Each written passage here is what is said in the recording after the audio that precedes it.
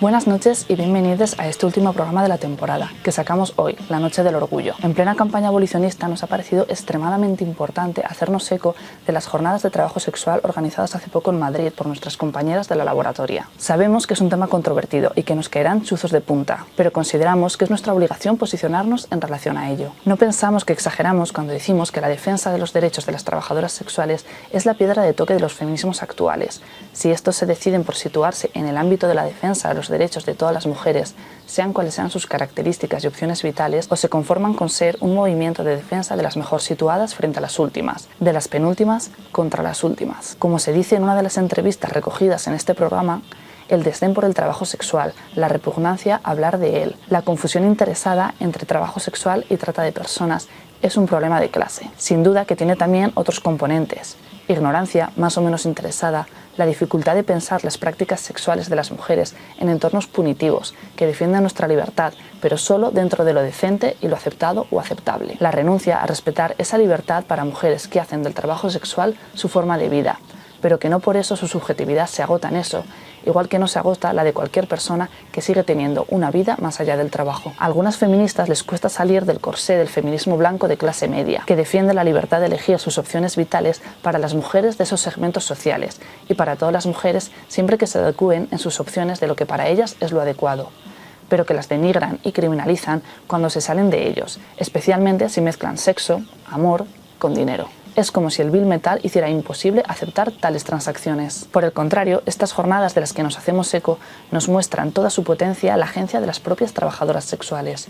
Nos muestran a las protagonistas de un sinfín de colectivos que afirman sus derechos y pelean por ellos, que no tienen miedo a mostrar sus rostros, a desafiar la criminalización de la que son objeto por una violencia institucional e institucionalizada, que no tienen reparos en denunciar. Reconocerlas como sujetas políticos abre una brecha muy grande y nos obliga a todas a repensar nuestras alianzas y compromisos. Si los feminismos tienen una historia, es la de las sucesivas ampliaciones frente a los desafíos de otras y otros. Fueron las lesbianas, las trans, les no binarias, les queer. Son las migrantes, las racializadas, las pobres.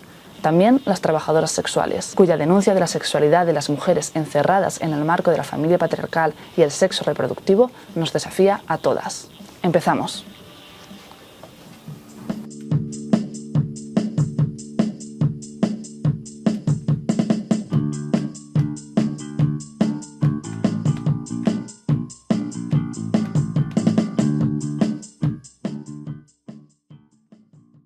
Pues la criminalización directa o indirecta de las trabajadoras sexuales tiene que ver con esa dualidad de víctimas y delincuentes, esa dualidad absurda en la que se nos mantiene, en la que por un lado se nos considera víctimas de los clientes, se nos considera víctimas de violencia sexual y por eso se apoyan políticas que quieren criminalizar a los clientes, y por el otro lado se nos considera delincuentes y por eso se criminaliza a las compañeras que captan clientela en la calle.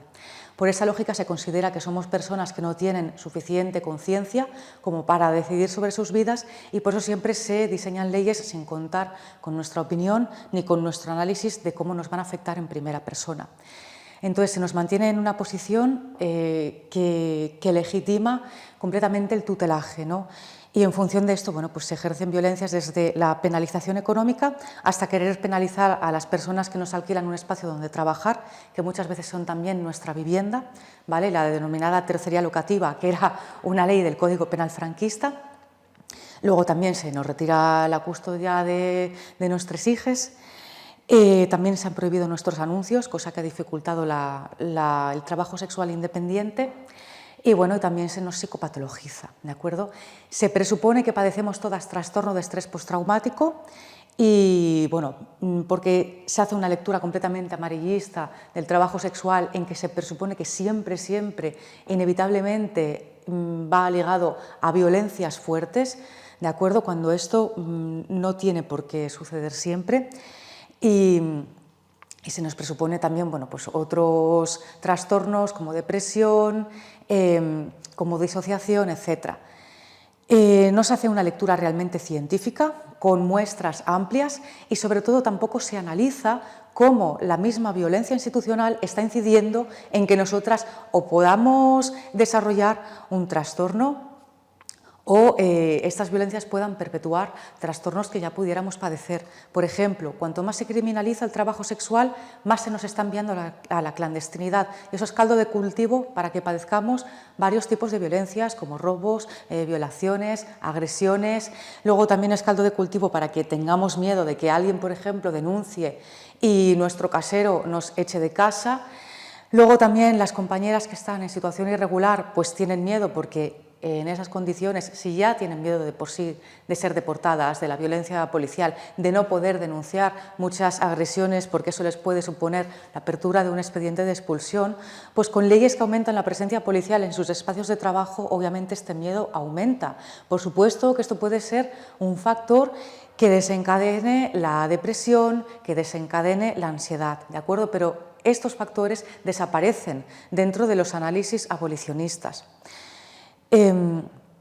Y bueno, pues también se presupone muchas veces desde la institución de salud mental que todas venimos de abusos sexuales en la infancia y de otros tipos de violencia. No se hace un análisis serio de pensar por qué no todas las personas que han padecido abusos sexuales en la infancia acaban en la prostitución. O sea, se pasan por alto muchos factores que son decisivos, factores ligados a la clase, factores ligados a la procedencia, factores ligados al mercado laboral, ¿de acuerdo? O sea, se procede a una psicopatologización de una lectura que tendría que ser social.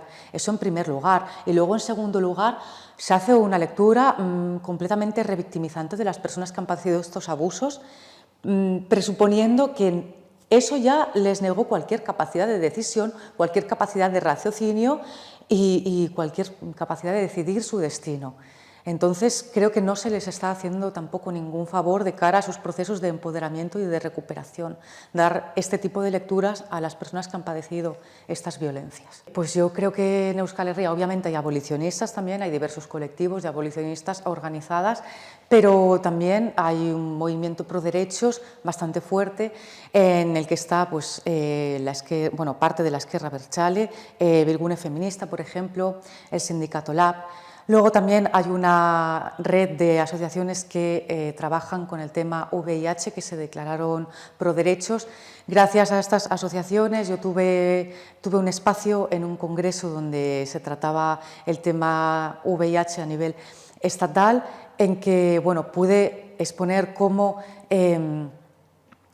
las violencias precisamente favorecían todo lo que eran prácticas de riesgo, cómo eso nos perjudicaba a nosotras y cómo eso perjudica a la población en general, porque nosotras no vivimos en una isla.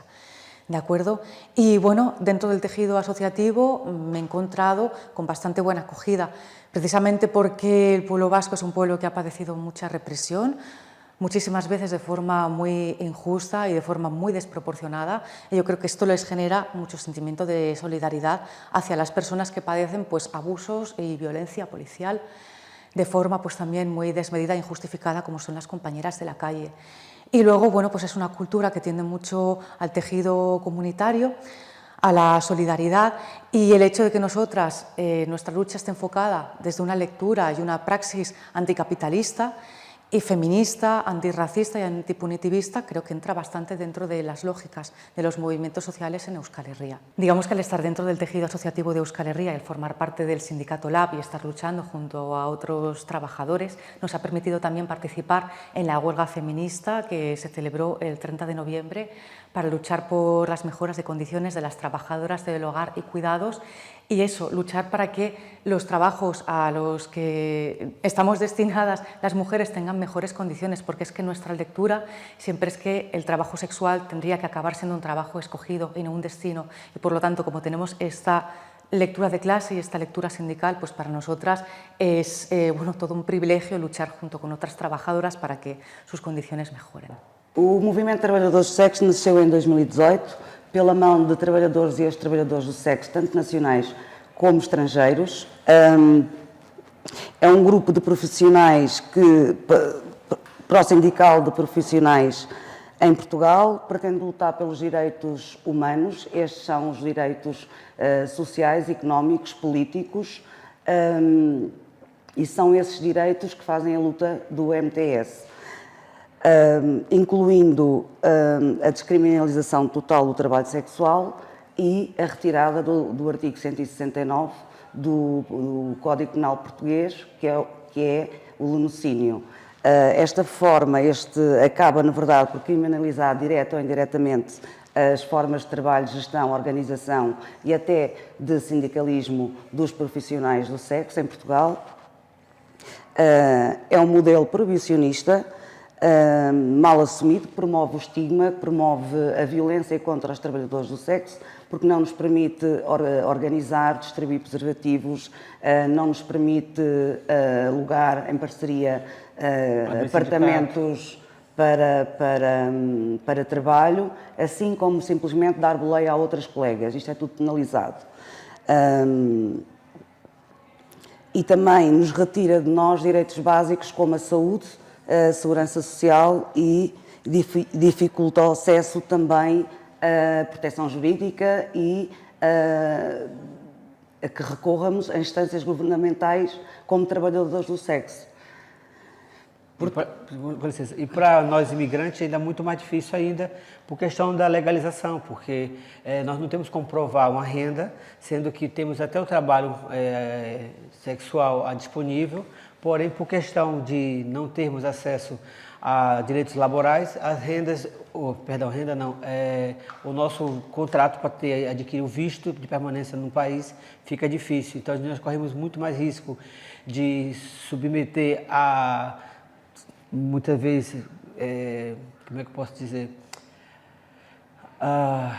Foi o caso que uma amiga minha ela teve problema de responder em processo de laticínio simples em tribunal por conta de chantagem de uma amiga que, inconformada com a posição dela de estar em destaque, ajudar outras mulheres na condição que ela se encontra, e foi denunciada e recebeu um processo que, por sorte, foi anulado em tribunal, porque não tinha nada que a condenasse, mas mesmo assim todo esse desgaste ocorreu durante 2 anos, porque ela tinha que responder um processo de laticínio simples, que é muito perigoso em Portugal. Então isso acaba levando toda essa malta para a marginalidade, e o risco que nós temos é de muitas vezes submeter a contratos falsos, a falsificar muitas vezes documentos para poder adquirirmos o apartamento, porque quando o senhorio descobre que nós estamos a fazer prostituição nesse apartamento, é nos mandado embora, mesmo com contrato ou não, ou ameaça-nos a denunciar a polícia. Então tudo isso a gente fica a mercê dessas pessoas que,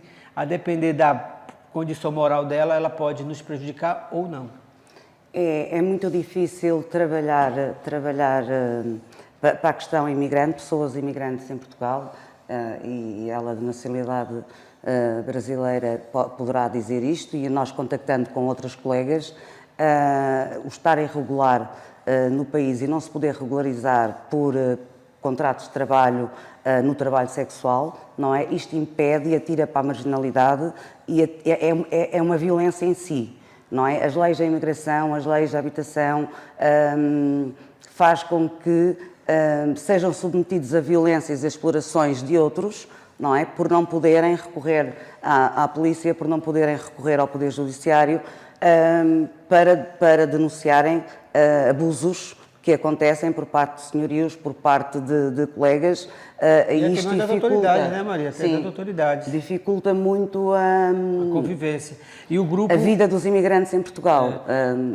E o grupo NTS ele é não só formado por pessoas cis, é formado por pessoas de todos os gêneros, seja trans, não trans, binário, não binário. É todo um contexto em relação ao acolhimento a essas pessoas que são consideradas marginalizadas. Então nós temos, lógico que eu muitas vezes apanho, porque eu não nasci aprendendo tudo, e o grupo nos acolhe quando a gente promove uma fala que pode prejudicar ou ofender o colega, né? Como foi há pouco tempo, me faz muita confusão essa questão do binário, não binário, todos, todas, mas a gente, quando reúne para conversar, a gente põe isso em pauta e a gente acaba aprendendo que um traz sempre o conteúdo para o outro, sempre tem uma levada mais estrutura até emocional para dar o equilíbrio, porque precisamos de equilíbrio, somos pessoas, somos seres humanos, cada um com sua cultura, cada um com seu pensamento, cada um com sua educação. Então, juntar tudo e focar o objetivo, isso é muito bonito. Isso até me arrepia. Porque são múltiplas as realidades do trabalho sexual e também os géneros que integram o movimento fazem trabalho sexual. E isto tudo intersecciona com várias outras políticas, não é? que têm que ser vistas, não é? Analisadas, e é isso que nós fazemos e tentamos fazer. Um dos objetivos do MTS é a mudança legislativa. A mudança legislativa não só na lei da descriminalização do trabalho sexual, mas também a nível da lei imigrante, da lei para pessoas... Adquirir um imóvel, por exemplo, exatamente. Comprar um carro. Estas medidas são fundamentais até a nível da parentalidade, e este acolhimento, criar uma associação em representação das várias questões transversais ao trabalho sexual, não é? Também leva-nos a estabelecer várias parcerias com associações LGBTI, com SOS Racismo, associações de outros direitos que se intersecionam com os nossos, não é?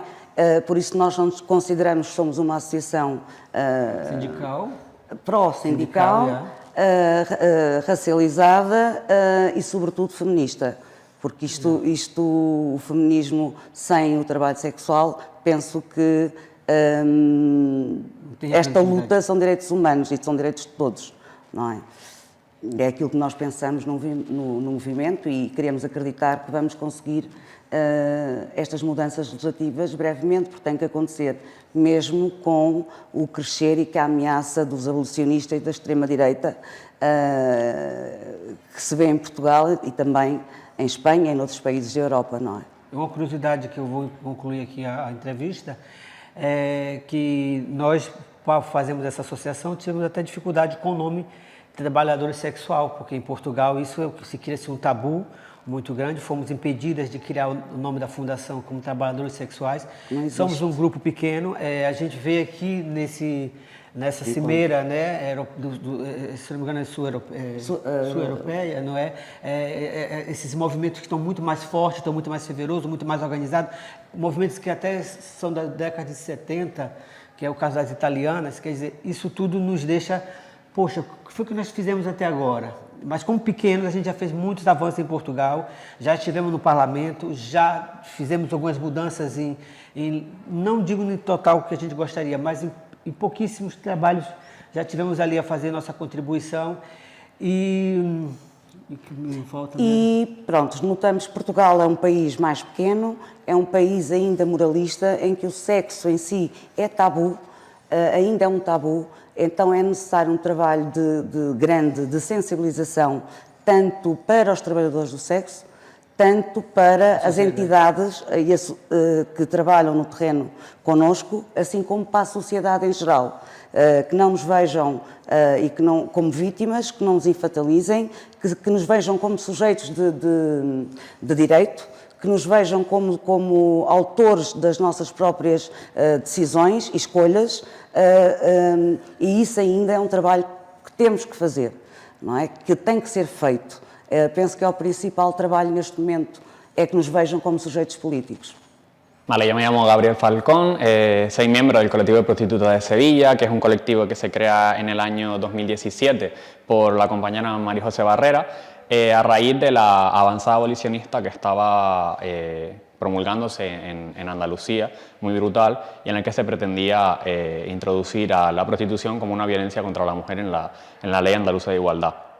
Esta acepción se incorporó finalmente en la ley, y esta ley lo que promulgaba a raíz de la vaguedad de su articulado era que jornadas como las que estamos hoy presentes pudieran ser multadas o sancionadas con hasta 60.000 euros por supuestamente justificar o inducir a la prostitución, como promulgar el ejercicio a la prostitución. El colectivo, si bien nace en Sevilla, se ha extendido a todo el Estado, a todo el ámbito nacional del Estado español, a través y gracias a las redes y a las redes tecnológicas, pues por ejemplo como WhatsApp, donde tenemos varios grupos motores y donde podemos participar desde distintos puntos de España. Yo por ejemplo estoy en Barcelona, pero hay compañeras que están en La Coruña, en Andalucía, etcétera, etcétera. Entonces nuestro colectivo se centra principalmente en la incidencia política y social. ¿Esto qué quiere decir? Pues que tenemos unas alianzas muy fuertes, formamos parte de la portavocía del movimiento de regularización ya, para la regularización extraordinaria de las personas migrantes en el Estado español. Y también tenemos esa capacidad de incidencia social y política a través, por ejemplo, de la colaboración con la editorial Virus, que participamos con ellas para la traducción del libro de Trabajo Sexual con Derechos, una opción de despenalización, en la que gracias a esa incidencia pues, se trajo a España la repercusión y los efectos que ha tenido la despenalización desde el año 2003 del trabajo sexual en Nueva Zelanda. Nuestro colectivo no se centra en ámbitos concretos que vienen siendo del trabajo sexual, sino que entendemos la lucha como una lucha transversal en la que nos afecta a muchos colectivos distintos y no solo y exclusivamente a las trabajadoras sexuales. Como decía, el movimiento antirracista, el movimiento por los derechos del colectivo LGTBIQ+, movimientos decoloniales, etcétera, etcétera, confluyen dentro de una lucha común, que tenemos que entender que esta lucha común es antirracista, es de la clase obrera, es por la igualdad de derechos y por el respeto y el reconocimiento de derechos de colectivos como el nuestro, el de las trabajadoras y trabajadores sexuales, que se ve vulnerabilizado día tras día. Y tenemos que entender también que estas estructuras emanan directamente del Estado. ¿Por qué decimos esto? Porque es el propio Estado el que crea los círculos de pobreza, el que crea estructuras de desigualdad y jerarquización del poder dentro de las estructuras sociales, económicas y civiles de nuestro país. También tener en cuenta que ahora mismo, en la actualidad, tenemos una gran avanzada abolicionista también a nivel estatal a raíz de las propuestas de ley del PSOE contra el proxenetismo, que maquillan contra el proxenetismo, que en realidad son leyes prohibicionistas y criminalizadoras del trabajo sexual, así como otros antecedentes como son las ordenanzas municipales que se van promulgando en distintos ayuntamientos que persiguen y criminalizan el ejercicio del trabajo sexual, tanto la demanda como la oferta. Y esto lo único que hace es criminalizar todo el entorno de las trabajadoras sexuales, precarizarlas y perseguirlas. Al final las principales castigadas son nuestras compañeras, de la misma manera que todas estas leyes que buscan defender o buscan garantizar derechos de mujeres, lo único que hacen es atacarlas, precarizarlas aún más, y son posiciones legales, artículos legislativos que no garantizan los derechos de las personas que estamos ejerciendo el trabajo sexual, porque atentan con nuestros derechos y con nuestra autoorganización, con nuestro trabajo autónomo, por ejemplo, como pasó en la ley del solo sí es sí que nos dejó el antiguo gobierno de coalición, que penalizaba y que consideraba ilícita la publicidad de la prostitución, que es una de las partes en las que el trabajo autónomo se cimenta. Es decir, si nosotros no tenemos capacidad para promocionar nuestros trabajos, nuestros servicios directamente, nos están abocando a que vayamos a trabajar a terceros, que sean los que nos promuevan y los que nos promulguen todos esos clientes y nuestra fuente de ingresos. Entonces, ahora mismo nuestros principales retos y objetivos son frenar esa avanzada abolicionista que lo que hace es precarizar la vida de las compañeras, que dificulta aún más el derecho al acceso a la vivienda con la tercería locativa, que dificulta la autoorganización del trabajo autónomo a través de la licitud de la publicidad, que persigue y criminaliza la pobreza y la estigmatización de las compañeras que trabajan en los espacios públicos, que son las primeras que están en la línea de confrontación con la violencia institucional y policial que ejercen todo este tipo de normativas, y sobre todo también el derecho al acceso a la salud. Al final todas estas baterías legales lo único que hacen es vulnerabilizar y aislar en una mayor medida a todas las compañeras para dificultar el acceso, como he dicho antes, a la vivienda, al derecho a la vivienda, al derecho a la salud, y más bien no van en la línea de un reconocimiento de derechos, un reconocimiento laboral, y entendemos que al final lo que decía al principio, ¿no? Es una lucha transversal y como tal entendemos que la fortaleza que hemos aprendido nosotros con todos estos años de organización es la cooperación y el tejer redes con otros colectivos, como puede ser el colectivo de manteros, de trabajadoras del hogar, las trabajadoras del SAT, las camareras de piso, las jornaleras. Todos estos colectivos tenemos en común un mismo frente y una misma opresión, que es la pobreza, que es la vulnerabilización, que es la vulneración de derechos. Y frente a esta avanzada abolicionista, punitivista y precarizadora, lo único que queda es la autoorganización, es el reconocimiento de nuestros derechos, es la lucha de la clase obrera y es la lucha antirracista, que es lo que nos va a llevar a garantizar la vida digna de las personas que estamos en estos contextos de trabajo y de vulnerabilización. Hola, soy Linda Porn y pertenezco al colectivo APROSEX. Es la Asociación de Profesionales del Sexo. Es la primera asociación en el Estado español compuesto totalmente por trabajadoras sexuales, desde su presidenta hasta la última asociada. Nosotras nacimos alrededor del 2011 en reuniones así informales. Hicimos nuestra aparición formal en el 2012 y lo hicimos, estamos en la ciudad de Barcelona. La violencia que sufrimos las trabajadoras sexuales tiene que ser hablada seriamente porque en mi caso personal, que no es un caso personal, es un caso general, sobre todo las mujeres migrantes que somos trabajadoras sexuales, somos bastante castigadas, ¿no?, por varias por leyes reales que afectan a nuestras vidas reales y a las de nuestras hijas, que tienen que ver directamente con el racismo y que tienen que ver con los estereotipos que se crean a partir de nuestras personas, ¿no?, como mujeres latinas inmigrantes, ¿no?, que somos putas, ¿no?, putas sin cobrar, obvio, que somos mujeres calentonas. A mí una trabajadora social, una técnica de l'EAIA de la Eixample llegó a decirme que las latinas éramos más calientes, así me lo dijo. O sea, hay un maltrato por parte de los servicios sociales bastante fuerte. Luego nos someten a interrogatorios los servicios sociales, porque son interrogatorios, son personas que están decidiendo tu vida y tú no tienes derecho a tener un abogado ni una abogada. También meten a tus hijos en salas donde están dos adultos con menores migrantes y donde se les está amedrentando y amenazando de que no van a volver a ver a sus madres jamás. O sea, a mí me parece una violación de los derechos humanos muy alarmante, muy grave, y esto sucede con las hijas de las trabajadoras sexuales migrantes, en las que los servicios sociales, la dgaia y todas estas personas lanzan todo un aparato de punitivismo y de discriminación en la que están totalmente impunes, porque saben que las leyes no nos protegen, tanto como trabajadoras sexuales, saben perfectamente que no tenemos ninguna ley que nos ampare, y por lo menos a nuestras hijas, que todavía están más vulnerabilizadas al ser menores, ¿no? A nuestras hijas las encierran en centros semicerrados, que son los centros de menores. Como decía, ¿no?, las niñas y nuestros niños llegan a estar en habitaciones ellas soles, con dos adultos sin presencia de un abogado. O sea, hay una vulneración de derechos y a nosotras nos vulneran los derechos, ¿no? Como decir que no me van a dar más horas de visita con mi hija porque no soy buena madre, o porque no cumplo con los requisitos que debe de cumplir una persona normativa, que es un trabajo o incluso se nos ha castigado a nosotras, pero sobre todo a nuestras hijas, por no tener documentación y por ser trabajadoras sexuales, obviamente, ¿no? Porque aquí la alarma salió y empezaron las denuncias porque el bloque supo que yo era trabajadora sexual, y es que en el bloque también era la única persona racializada.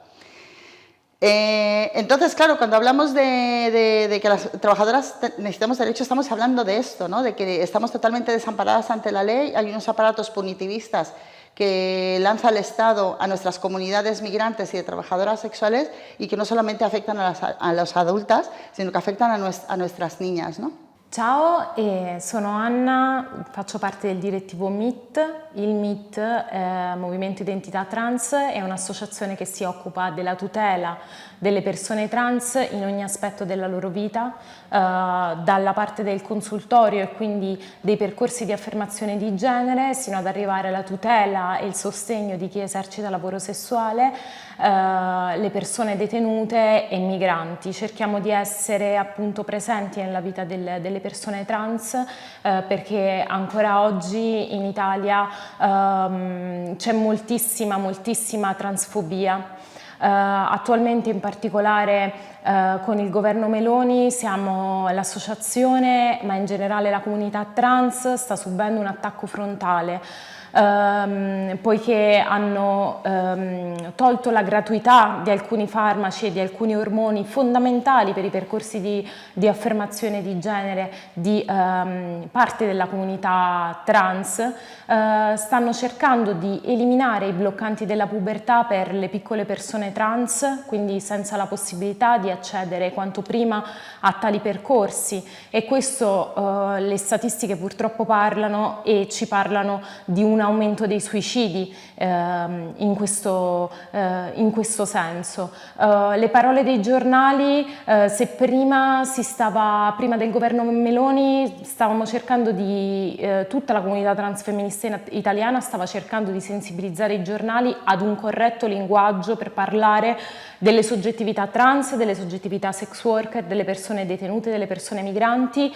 Ora sembra che con il governo Meloni tutto sia stato cancellato e torna sempre una narrazione estremamente transfobica e ostile nei confronti della comunità trans. In particolare molto frequenti sono casi di misgendering, di violenza istituzionale e di appellativi molto violenti che vengono utilizzati.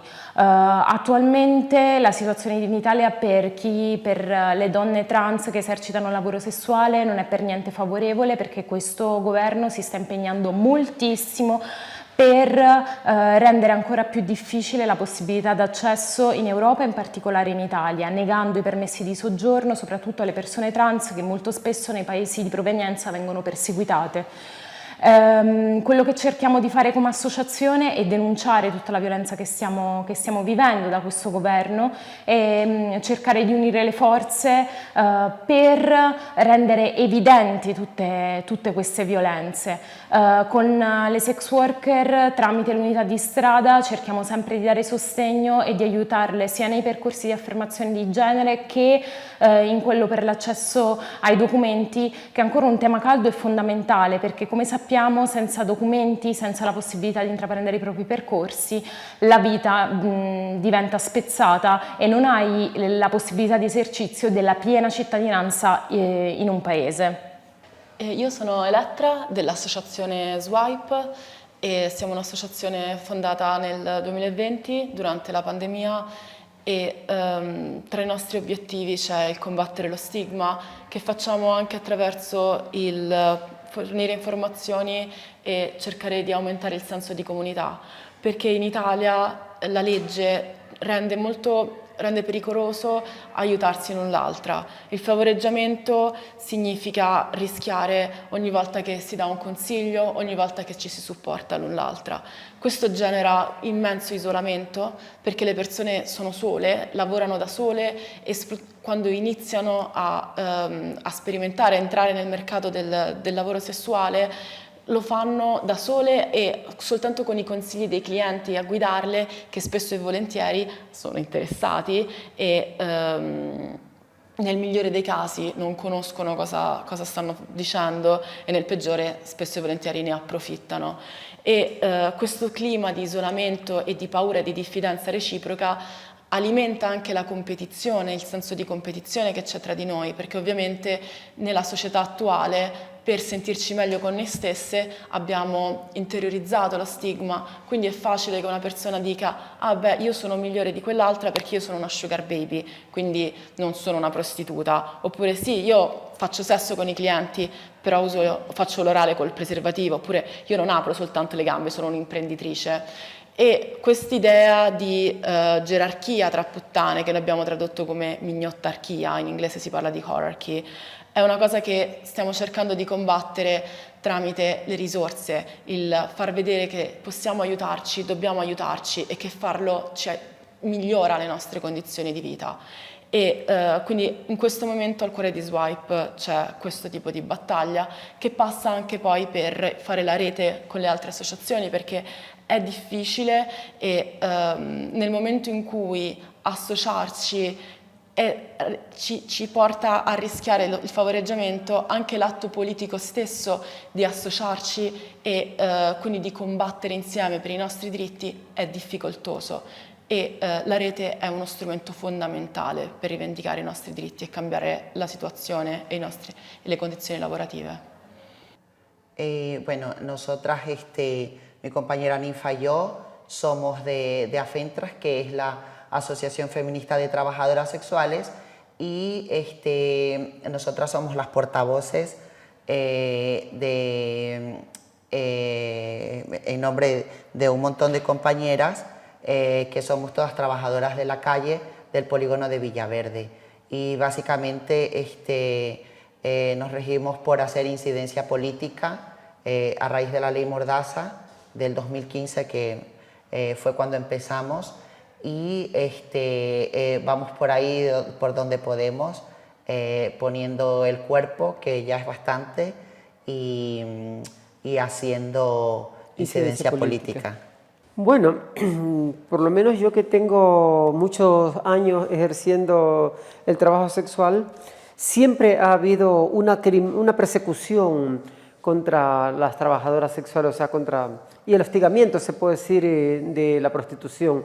Yo soy de los tiempos de la Casa Campo y allí, aunque parecía que no era tanta la cosa, nos hostigaba mucho con la ley de extranjería. Afortunadamente muchas compañeras pudimos regularizarnos, pudimos sacar adelante nuestros papeles, pero nos hemos dado cuenta que aún así la criminalización y el hostigamiento siempre ha estado allí. Pero claro, en estos últimos años, a partir de la ley Mordaza, que ha sido para nosotras un golpe muy duro, pues es lo que ha conllevado pues, a autoorganizarnos, o sea, a tomar conciencia y autoorganizarnos y hacer esa incidencia política de la que habla la compañera. Es a partir del 2015. Y hemos estado trabajando y luchando pese a que nos hemos encontrado con un camino muy adverso. Uno de esos es que se nos niega el derecho de asociación. Nosotros quisimos registrar nuestra asociación y se nos ha negado ese derecho. Pero vamos a seguirlo intentando, vamos a seguirlo haciendo porque creemos que es nuestro derecho como ciudadanas asociarnos. Así que estamos en esa labor porque es necesario, mientras haya criminalización, mientras no tengamos derechos, ni siquiera reconocidos los derechos de ciudadanía, porque hay una deshumanización cruel que viene de parte del feminismo institucional, de las instituciones, pues va a ser para nosotros un gran deber de asociarnos y hacer esa incidencia por nuestros derechos como personas, como seres humanos, como parte de la sociedad. Pues sí, en estos últimos años hemos visto precisamente desde que se han implantado con más crudeza esta criminalización, pues nos hemos autoorganizado y de hecho hay un caldo de cultivo de más compañeras a nivel en el territorio nacional que está autoorganizándose. Estamos viendo pues, una acometida muy grande, ya no solamente contra las trabajadoras sexuales, sino con las activistas trabajadoras sexuales, con todo lo que es nuestro entorno, incluido con nuestras aliadas, con personas del movimiento pro derechos. Nosotras no en vano somos feministas, porque el feminismo para nosotros fue una herramienta grande que nos ha servido para detectar las violencias, y no solamente detectarlas, sino también combatirlas. Y esa es nuestra gran apuesta. Por eso hemos tenido toda la valentía de ser trabajadoras sexuales y llamarnos y autodenominarnos feministas, porque creemos que el feminismo es la herramienta clave para mejorar nuestra calidad de vida. Claro, y por eso desde esa premisa reclamamos derechos. Claro, cuando nosotros hacemos nuestros flujos migratorios, una de las cosas que siempre en las maletas se nos revisan es si llevamos preservativos o no llevamos preservativos, porque parece ser que nadie se cuida que no sean las putas, ¿no? Entonces, evidentemente, no estamos todavía llegando a ese punto de criminalizar a organizaciones que nos van y nos entregan preservativos. Pero aquí, porque aquí, por ejemplo, en el territorio español, asociaciones abolicionistas también nos entregan preservativos. La diferencia entre que una organización como estas nos entreguen preservativos y nuestras organizaciones es porque ellos nos ven con una mirada higienistas. Entonces, desde esa perspectiva, sí. Sin embargo, claro, para nosotras es una herramienta esencial porque es parte de nuestro trabajo para cuidarnos y desde allí, como no tenemos esa capacidad de hacerlo, es que todavía no se demoniza aquello. Pero otras compañeras en otros territorios fuera de España que sí lo han hecho, o sea, me refiero colectivos de trabajadoras sexuales que sí reparten condones, evidentemente les ha llegado la criminalización. De momento aquí no se lo ha hecho. En el momento en que quizás nosotras pudiéramos tener esa logística de hacerlo, seguramente tomarán esos malos ejemplos, porque si algo tiene el abolicionismo es que toma los malos ejemplos punitivos, prohibicionistas de otros sitios y los adapta en el contexto español. Nosotras, una de las cosas que queremos en materia legislativa, y es una de nuestras reivindicaciones, es el modelo despenalizador, que es el del cual no se quiere hablar, y a nosotras se nos confunden como regulacionistas, cuando el regulacionismo como modo legislativo no es el que queremos ni lo deseamos, porque ya vemos lo que hacen nuestras propias compañeras, lo que les pasa cuando van a estos sitios donde se han instaurado este sistema de legislación, que no tienen ningún derecho, donde la patronal de la prostitución sí tiene reconocido todos los avales y las pobres mujeres lo único que hacen es pagar para poder trabajar, pero no hay ninguna cobertura como que les pueda servir a ellas para su hacer y su día a día, y ni siquiera para combatir las injusticias que en esos locales donde se les permite trabajar mediante pago no se sienten arropadas, no se sienten con coberturas que garanticen. No ese es el modelo que queremos. El modelo despenalizador que lo promueve el Movimiento Pro Derecho es el que quita la prostitución del Código Penal y la pasa a lo laboral y pone los derechos de las personas que trabajan en la prostitución como el centro de toda política, los derechos de las personas. El capitalismo desde su principio, ¿no?, ha intentado controlar, disciplinar, penalizar, ¿no?, las mujeres toda la vez que han hecho un uso autónomo de su sexualidad, y por muchas razones, ¿no? Por primeras cosas, porque el capitalismo ha necesitado controlar toda la gestión de la procreación. Entonces se ha preocupado que las mujeres tienen una sexualidad productiva, una sexualidad finalizada a la procreación y no al placer, ¿no? Segundo lugar,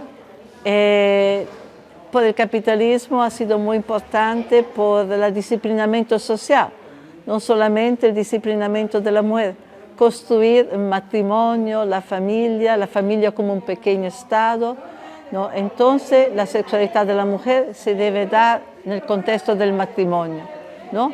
Y por eso una otra razón para penalizar cualquier forma de sexualidad fuera del matrimonio. Así que, por ejemplo, ¿no?, en el siglo XVI, XVII, muchísimas mujeres acusadas de ser brujas eran mujeres que disfrutaban de su sexualidad, tenían amantes, tenían bebés, hijos, hijas fuera del matrimonio, y fueron justiciadas como brujas, ¿no? Las se acusadas de todos estos peores crímenes, como que se copulaban con el demonio, como que eran mujeres lusuriosas que no podían controlar su deseo de placer, ¿no? Toda una coreografía horrenda, ¿no?, para controlar. Y también hay un otro elemento, que es que con el desarrollo del capitalismo, con la imposición de formas más intensas de explotación y con formas de trabajo más uniformes, ¿no?, más explotativas, se empieza a mirar a la sexualidad como a una fuerza subversiva que se debe controlar, disciplinar. Y por eso se empieza a mirar a las mujeres, ¿no?, como, bueno, un ejemplo, ¿no?, a muchísimas mujeres acusadas de ser brujas. Eran mujeres que no solamente usaban su sexualidad en forma autónoma, pero que tenían amantes de una clase superior.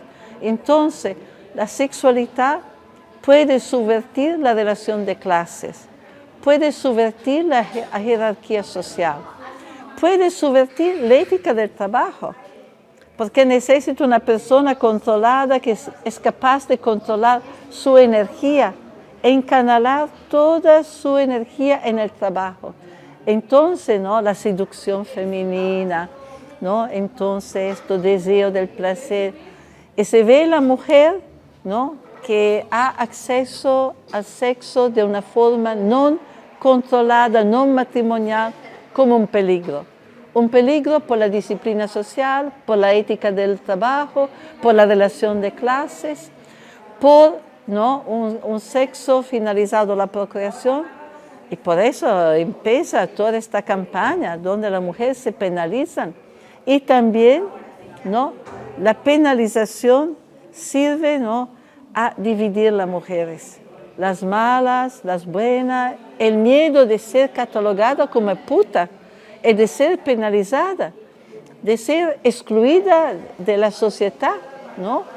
Ha sido una gran herramienta de disciplinamiento de las mujeres.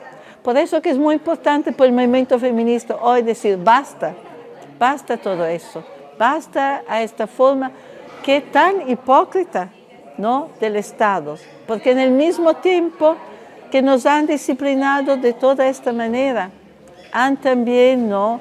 privado a las mujeres de la posibilidad de sustentarse autónomamente, la han privado de los recursos y también de acceso a muchos trabajos a los cuales los hombres podían tener acceso. Entonces, con el principio del capitalismo, empieza también una masificación del trabajo sexual, porque muchísimas mujeres en el pasado como en el presente, ¿no? van al trabajo sexual porque no tiene recursos, no es porque le gusta el trabajo sexual, porque no tiene recursos. Y por eso que debemos decir basta. Ha sido el movimiento feminista que ha hecho todo este análisis de la cual yo te hablo ahora, que ha denunciado que la sociedad capitalista ha transformado por la mujer la sexualidad en un trabajo, que el capitalismo ha penalizado una sexualidad autónoma, que el capitalismo nos ha obligado al matrimonio, ¿no? nos ha obligado a depender de los hombres, nos ha obligado también, porque el sexo es parte del trabajo doméstico. Entonces, ¿no? que debemos hacer sexo como parte del trabajo doméstico, en el matrimonio. Así que por la mujer nunca, yo siempre he dicho, ¿no? se habla, yo he escrito bastante sobre el tema, ¿no? que se habla de la frigidità. ¿Frigidità se dice en español? Sí, que la mujer no. Bueno, porque por nosotras el sexo siempre se ha acompañado al miedo, se ha acompañado, ¿no? al temor de ser judicadas malas y se ha transformado en un trabajo. Nosotras, como feministas, a partir de la primera fase del movimiento feminista, hemos denunciado, hemos analizado, hemos denunciado todo eso, cosa que no se ha hecho de los movimientos de la izquierda, ¿no? masculina. Por eso que me parece tan contradictorio, tan hipócrita. Y también se habla de la violencia, ¿no? No al trabajo sexual porque es violencia. Pero, ¿por qué no? Hay una violencia mejor que la violencia de las instituciones, de las policías, ¿no? Entonces se dice no al trabajo sexual, pero no tienen problema con la violencia que sigue con la penalización, ¿no? Y también con la penalización de las terceras personas, las que van a alquilar, ¿no? ¿Qué se pasa?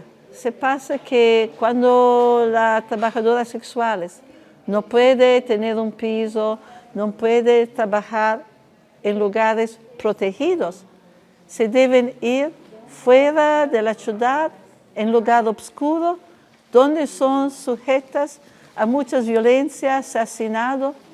Aquí quiero recordar algo muy importante.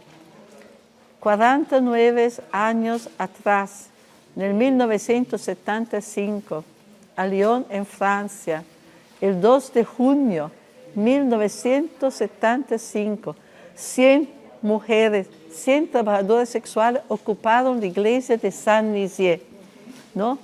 que por una semana hasta el 10 de junio, después la policía la expulsada. En esta semana fue una cosa histórica. Muchísimas mujeres feministas llegaron a dar su apoyo, a traer comida, a traer ayuda, la prensa, y se reconoce hoy que esta ocupación, ¿no?, del 2 de junio hasta el 10 de junio ha sido el principio del movimiento internacional de trabajadoras sexuales, porque en poco tiempo, en pocos días, en cualquier parte de Europa, a París, en Italia, ¿no?, se dice las trabajadoras sexuales salieron del silencio, de la oscuridad, se hicieron visibles, ¿no?, llegaron a la prensa, ocuparon carreteras, ¿no? Es considerado como el inicio, ¿no? Entonces, ¿por qué?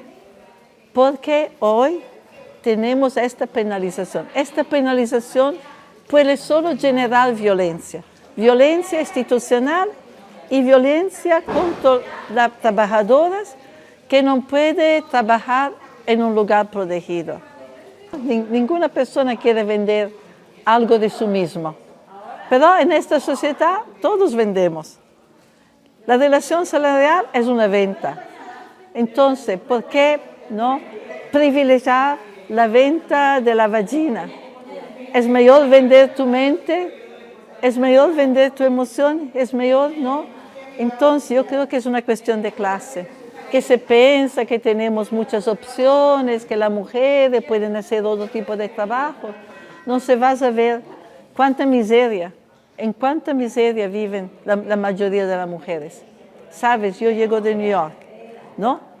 En New York, ¿no?, reciente la última estadística es que en los refugios por las personas sin techos, más de un tercio de las mujeres son mujeres que trabajan, que tienen un trabajo asalariado, pero es tan poco que no le permite de pagar una renta. Además, la mayoría de las mujeres que tienen un trabajo asalariado son endeudadas por la vida,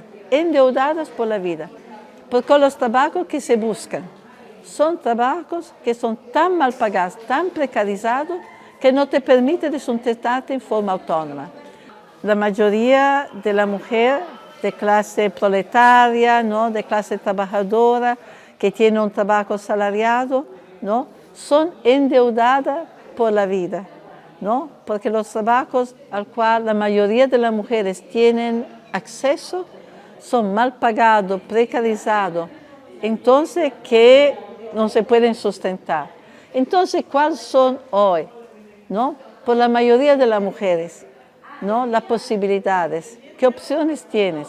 Tienes venderte, ¿no?, ser sometida a un hombre que te puede preguntar de hacer sexo cuando quieres, bueno, del cual debe depender, un hombre que puede ser violento, pero que tú no puedes dejar porque no tiene otra opción, ¿no? O el trabajo en lugares donde muchas veces debe también, ¿no?, ser objeto de asalto sexual, porque es un prejuicio pensar que las mujeres se venden solamente en la calle, que la mujer se vende su sexo, su sexualidad, su cuerpo solamente en la calle. En muchísimos lugares, en muchísimas situaciones, las mujeres usan su cuerpo, ¿no?, su belleza, su sexo, como elemento de contratación. A la universidad también, los estudiantes también, ¿no? Entonces, privilegiar, ¿no?, seleccionar la trabajadora sexual, el trabajo sexual como particularmente violento, como particularmente degradante, es realmente una cuestión de clase, una cuestión muy hipócrita.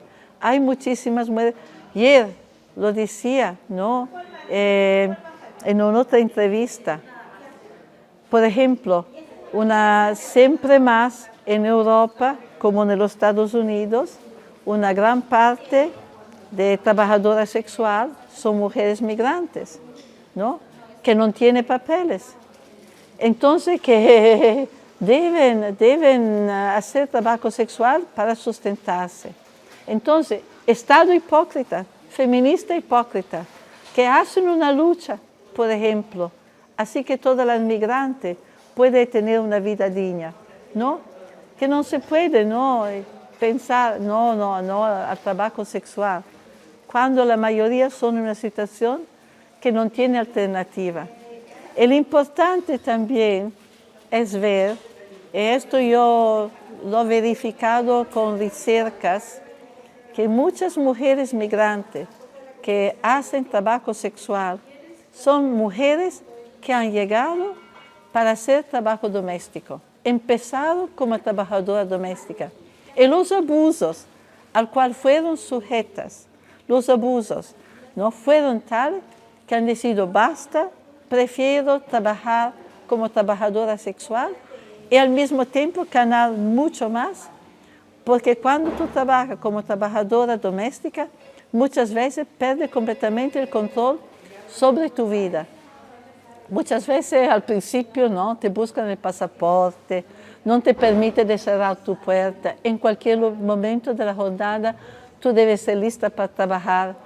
Es vulnerable a los acosos del señor, de la casa, del hijo, del tío, de los amigos que llegan y que tú no puedes decir nada porque tiene miedo de perder tu trabajo. Entonces, ¿no? Eso me parece muy, muy importante, que no vamos a desconocer toda esta situación, ¿no? Es que es una situación que no toca solamente a las mujeres migrantes, claro que la toca en forma más contundente, pero que toca a la mayoría de las mujeres que no tienen la opción del trabajo más bien pagados. Y hemos investigado también cuáles son los trabajos muy bien pagados. Muchos de esos son trabajos en el cual, ¿no?, tú tienes un poder institucional. Tú tienes un poder así que es bien pagada, es bien respetada, pero tu trabajo es disciplinar otras mujeres, como el asistente social, como la enseñante que debe decidir, ¿no? Sí, tú vas bien, tú vas a tener una carrera y tú vas, ¿no?, a limpiar la calle. Entonces, compañeras, vamos a poner nuestra lucha, nuestra energía en una dirección diferente. Hay mucho que hacer, hay mucho por lo que luchar y no vamos a complicar la vida. Y a olvidar que en los años la trabajadora sexual en cualquier parte del mundo hay una casística muy rica.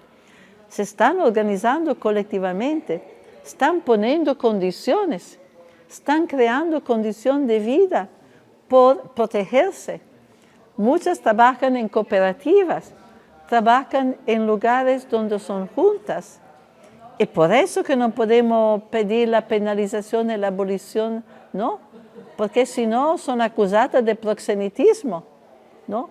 Pero trabajando juntas en cooperativa, poniendo condiciones de precio, condiciones de salud, condición de protegerse sexualmente, ya esto es muy importante.